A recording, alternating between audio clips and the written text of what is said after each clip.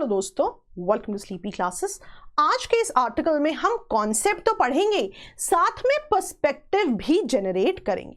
Let's understand.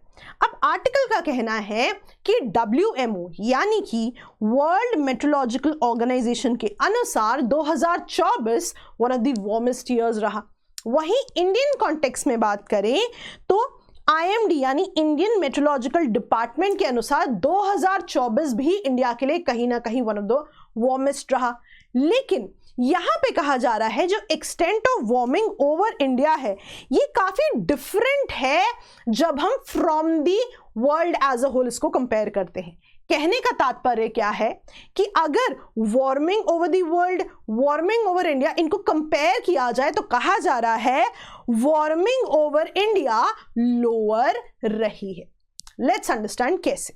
तो यहां हम कुछ कॉन्सेप्ट की बात करेंगे, बट बिफोर दैट ये आर्टिकल कहता है सबसे पहली चीज कि जब हम वार्मिंग ओवर इंडिया है ना और वार्मिंग ओवर द वर्ल्ड को कंपेयर करेंगे तो कहीं ना कहीं डेटा सेट्स तो सिमिलर होना चाहिए ना जिसको हम कंपेयर करेंगे। तो वो कह रहे हैं कि IMD के पास जो है टेम्परेचर डेटा जो है for this particular year available ही नहीं है। दैट मीन्स दोनों को कहीं ना कहीं डायरेक्टली कंपेयर नहीं किया जाना चाहिए, दोनों को, यानी कि warming over India, warming over the world as a whole.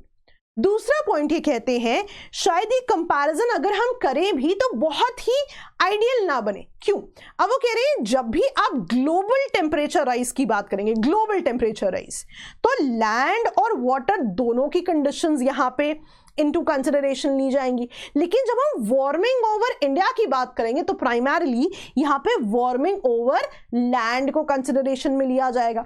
वही यहां कहने की बात हो रही है कि जब भी हम ग्लोबल टेम्परेचर राइज की बात करेंगे तो जो हम एवरेज ऑफ द वार्मिंग लेंगे उसके लिए land as well as water bodies को कंसिडर किया जाएगा। बट इंडियन कॉन्टेक्स्ट में जब भी हम बात करेंगे वार्मिंग ओवर इंडिया तो यहां पे primarily warming over land surface की बात होगी। शायद इसीलिए अगर हम दोनों को कंपेयर करें warming over India, warming over world as a whole, तो शायद ये आइडियल कंपैरिजन ना हो। But taking this into consideration हम कॉन्सेप्ट को समझते हैं कि इंडिया पर वार्मिंग कम क्यों कही जा रही है ना, जब कंपैरिजन है तो डिफरेंस क्यों है। तो यहां पे जो सबसे पहली चीज बताई जा रही है कि India is located in the tropical area, right. Simple शब्दों में मैं आपको बताती हूं, राइट, थोड़ा सा इमेजिन करना आसान हो जाएगा।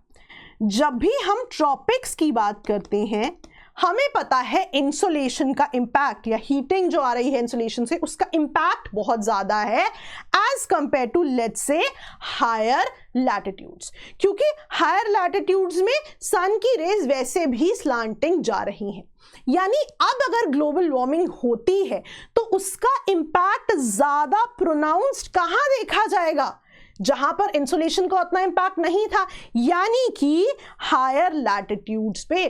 तभी हम कहते हैं जब भी हम पोल्स की बात करते हैं या आर्कटिक की बात करते हैं यहां पर वार्मिंग का इंपैक्ट ज्यादा देखा जाता है। हमें पता भी है कि इंसुलेशन का जब हम इंपैक्ट की बात करते हैं इन द ट्रॉपिक्स, तो जब हम हीट ट्रांसफर की बात करते हैं तब भी हम यही बात करते हैं कि heat transfer from tropic to the poles, right. तो सबसे पहला रीजन क्या है कि इंडिया पे जो है इंपैक्ट डिफरेंट क्यों देखा जाता है? क्योंकि इंडिया इनहेरेंटली ट्रॉपिकल एरिया में जो है लाई करती है, close to the equator.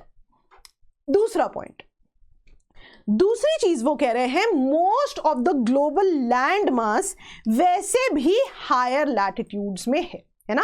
Higher latitudes का जब हम रेफरेंस ले रहे हैं वो कह रहे हैं वैसे भी अगर हम ग्लोबल लैंड मास की बात करें तो वहां पे हायर लैटिट्यूड्स पे ही इंपैक्ट जो है रहेगा। वैसे भी आपको बेसिक्स भी पता है कि लैंड में हीटिंग और ज्यादा जल्दी होती है, राइट। और यहां पे जैसे हमने हायर लैटिट्यूड्स की बात की थी, मैंने पोल्स का भी रेफरेंस लिया था, मैंने आर्कटिक की भी बात की थी। यहां बताया जा रहा है कि polar regions particularly the Arctic, यहां पे वार्मिंग बहुत ज्यादा देखी जा रही है। और यहां बताया भी जा रहा है कि IPCC के अनुसार Arctic region has seen its temperature increase by at least 2 times compare to the global average, यानी कि हायर लैटिट्यूड्स पे इंपैक्ट तो ज्यादा देखा जा रहा है। वहीं अगर हम तीसरी बात करें, कहा जा रहा है कि पोलर रीजन्स में, या अगर फॉर एग्जांपल हम आर्कटिक की भी बात कर ले, एल्बिडो का इंपैक्ट भी देखा जाता है। अब ध्यान से सुनिएगा, नॉर्मल सर्कमस्टांसेस में जब हम पोल्स की बात कर रहे हैं, आर्कटिक रीजन की बात कर रहे हैं, एल्बिडो बहुत ज्यादा है, यानी कि जो भी इंसुलेशन आ रही है most of it is reflected back, है ना, नॉर्मल सर्कमस्टांसेस में। लेकिन ग्लोबल वार्मिंग की वजह से क्या हो रहा है, यहाँ पे जो आइस है, जो स्नो है, वो मेल्ट करती जा रही है। इसका मतलब है now more darker surfaces would be exposed to the sun. तो नॉर्मल सिनेरियो में क्या था, इंसुलेशन आ भी रही थी तो वो रिफ्लेक्ट बैक हो गई, पर अब जब मेल्टिंग होगी, darker surfaces would be exposed to the sun, तो और ज्यादा हीट एब्जॉर्ब होगी और ज्यादा ग्लोबल वार्मिंग का इंपैक्ट देखा जाएगा। तभी आप देख रहे हैं हायर लैटिट्यूड्स पे अगेन इंपैक्ट बहुत ही ज्यादा देखा जा रहा है। चौथी पॉइंट जो यहां पर है वो है इन टर्म्स ऑफ एरोसोल्स, है ना। सिंपल शब्दों में बताती हूं, जब भी हम बात कर रहे हैं एरोसोल्स की या लेट्स से डस्ट पार्टिकल्स की, है ना, तो ये काफी ज्यादा जो है अफेक्ट करते हैं क्लाउड फॉर्मेशन को। तभी हम कहते हैं कि बहुत ज्यादा एरोसोल्स होंगे। कैटेगोरिकली अगर हम सल्फेट एरोसोल्स की बात करें या हम डस्ट पार्टिकल्स की भी बात कर रहे हैं, या जो सस्पेंडेड पार्टिकल्स हैं एयर में, ये कहीं ना कहीं क्लाउड फॉर्मेशन को भी इंपैक्ट करते हैं। फॉर एग्जाम्पल मान लीजिए हम इंडियन कॉन्टेक्स्ट में बात करें तो according to the article greater concentration of aerosols या suspended particles in the air है, राइट। सिमिलरली एयर पोल्यूशन यानी कि जो डस्ट पार्टिकल्स हैं वो भी बहुत ज्यादा है, तो कहीं ना कहीं क्लाउड फॉर्मेशन भी ज्यादा होगी, which means क्या होगा, a lot of insulation which is coming would also be reflected back, क्योंकि क्लाउड फॉर्मेशन हो रही है।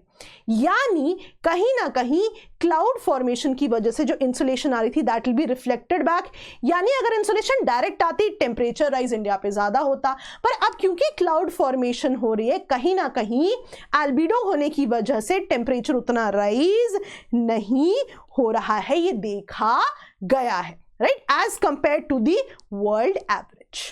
तो अगेन आपने देखा मल्टीपल तरह के रीजंस है, इंडिया का ट्रॉपिक्स में होना, हायर लैटिट्यूड्स का इंपैक्ट होना, आर्कटिक की बात, एरोसोल्स का भी यहाँ पे हम इंपैक्ट की बात कर सकते हैं। तो ये चारों रीजंस है जिसकी वजह से कहीं ना कहीं डिफरेंस आ जाता है जब हम warming over the world as a whole देखते हैं और वार्मिंग ओवर इंडिया की बात करते हैं, राइट। अब यहाँ पे ना आर्टिकल में एक बहुत स्पेसिफिक बात की गई है। यहाँ तक तो हमने कॉन्सेप्ट्स की बात करी जो इस आर्टिकल में कह रहे हैं, लेकिन यहाँ पे एक बहुत स्पेसिफिक बात कर रहे हैं जो एक पर्सपेक्टिव भी जनरेट करेगी कि इंडियन कॉन्टेक्स्ट में हम जब भी बात करेंगे तो according to the article global climate models बहुत बढ़िया तरीके से रिफ्लेक्ट नहीं कर पाते changes happening over Indian region. क्यों? अब आर्टिकल कहता है कि जब भी हम टेम्परेचर राइज की बात करेंगे तो different parts of the country पर डिफरेंट इंपैक्ट होगा। फॉर एग्जाम्पल जो इंपैक्ट टेम्परेचर राइज इन दी हिमालयाज का होगा, जो उसका नेचर होगा, जो उसका इंपैक्ट होगा, वो बहुत डिफरेंट होगा from temperature rise in the coastal regions. तो ये एक बहुत स्पेसिफिक पर्सपेक्टिव है जो मेंस में कोट किया जा सकता है। क्लाइमेट चेंज से एसोसिएटेड, ग्लोबल वार्मिंग से एसोसिएटेड कोई ऐसे हो या इनसे एसोसिएटेड GS1 या GS3 में कोई क्वेश्चन आ जाता है, वहां भी इन्हें कोट किया जा सकता है। तो जरूर आप लिखिए कि India needs to strengthen its capabilities in climate observation and impact assessment। इनको आंसर्स में डायरेक्टली जो है कंक्लूजन में लिखा जा सकता है, वे फॉरवर्ड में भी लिखा जा सकता है। तो इसीलिए मैंने डिटेल में बताया कि डायरेक्टली इन लाइंस को यूज किया जा सकता है ना। आर्टिकल ये भी कहता है कि first India specific climate change impact assessment 2020 में हुई थी, जिससे बहुत ज्यादा गैप फिल हुआ इन अंडरस्टैंडिंग कि क्लाइमेट चेंज के क्या थ्रेट्स हैं।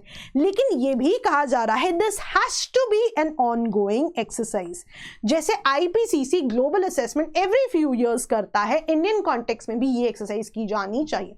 अगेन ये चीज जो है हम वे फॉरवर्ड या कंक्लूजन में यूज कर सकते हैं। बताया जा रहा है कि इंडिया को अपनी कैपेबिलिटीज पे काम करना पड़ेगा।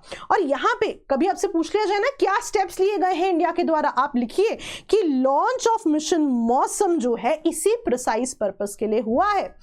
PIB में मिशन मौसम के बारे में कहा गया है कि ये ट्रांसफॉर्मेटिव इनिशिएटिव माना जा रहा है to tremendously boost India's weather and climate related science research and services.